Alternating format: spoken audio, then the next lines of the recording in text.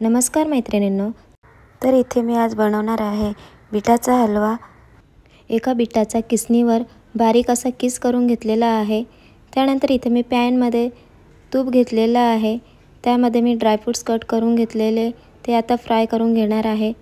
त्यानंतर इथे मी बारीक किसलेला जो बीटाचा किस होता तो सुद्धा यामध्ये टाकून घेतलेला आहे आणि हे व्यवस्थित असं फ्राय करून घ्यायचं आहे, शिजून घ्यायचं आहे तुपामध्ये।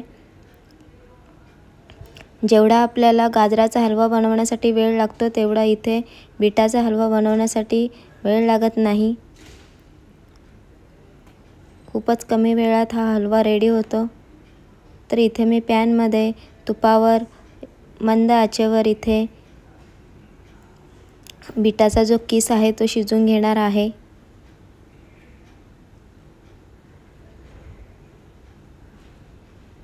तर इथे सतत परतत राहायचं आहे जेणेकरून बीटाचा जो किस आहे तो व्यवस्थित असा शिजला जावा। तर इथे मी साखरेचा वापर न करता गुळाचा वापर करणार आहे। तर इथे मी गूळ घेतलेला आहे। तुम्हाला साखर हवी असेल तर तुम्ही साखर टाकू शकता। इथे बीट जो असतो बीटामध्ये सुद्धा गोडपणा असतो, त्यामुळे साखर किंवा गूळ टाकत असाल तर त्याचं प्रमाण हे कमीच ठेवा।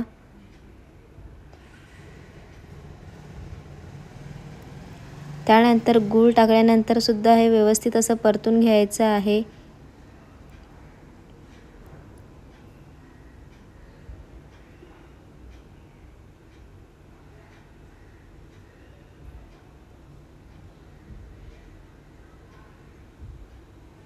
अगदी मंद आचेवर हे सर्व व्यवस्थित असं शिजवून घ्यायचं आहे। त्यानंतर इथे मी टाकलेली आहे मिल्क पावडर। तुमच्याकडे खवा असेल तर तुम्ही खवा सुद्धा टाकू शकता। इथे मी मिल्क पावडरचा वापर केलेला आहे।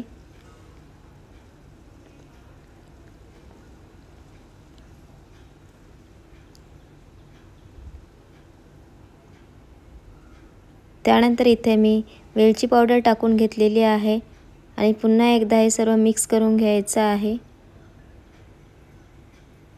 तर इथे आपला